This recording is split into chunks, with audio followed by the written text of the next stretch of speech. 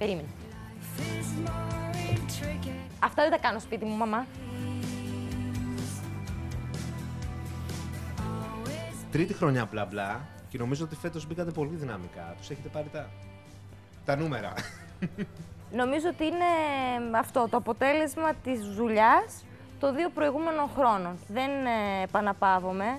Κάθε μέρα για μένα είναι μια καινούργια αρχή. Και έτσι θέλω να το βλέπω και έτσι πρέπει, γιατί τίποτα δεν σου χαρίζεται. Και όπως βλέπουμε και στη τηλεόραση, τίποτα δεν είναι δεδομένο. Τη μια μέρα είσαι και την άλλη μέρα δεν είσαι. Τρανό παράδειγμα ο Ανδρέας Μικρούτσικος, ας πούμε. Ο οποίος, από ό,τι λέει το δικό μας ρεπορτάζ και η Νανά Παλετσάκη, επιστρέφει. Επιστρέφει στο Σταρ, Ναι. Τι θα κάνει τώρα αυτός με τη ρουμπέση μες στα πόδια του, δηλαδή. Θα ήταν χαρούμενος. Θα ήταν χαρούμενος με τη ρουμπέση μες στα πόδια του, υποθέτω. Είναι μια κρίση. Νομίζω ότι όλα τα ζευγάρια περνούν κρίσεις και μέσα στο γάμο.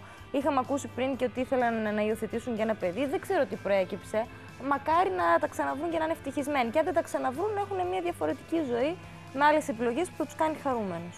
Έβλεπα προχθές με τον Νίκο τον Μουρατίδη που ήρθατε λίγο στα χέρια. Και αναρωτιόμουν τώρα. Γιατί τα βρήκαμε. Τα πήρες όμως λίγο στην αρχή. Και το να είσαι συνέχεια γελαστός και αυτό εμένα δεν μου λέει κάτι.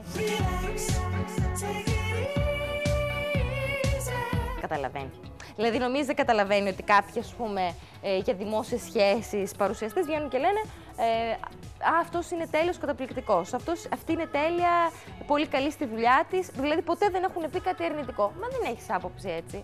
Αν δω κάτι που μου αρέσει σαφώς και θα το πω, δεν έχω εμπάθεια με κανέναν και μου άρεσε φέτος και το είπα. Στη συνέντευξή του και σχετικά με τα προσωπικά του έδινε πολύ ωραίες απαντήσεις, χωρίς να αρνείται κάτι, το είπε και μέχρι εκεί το σταματά, κύριος.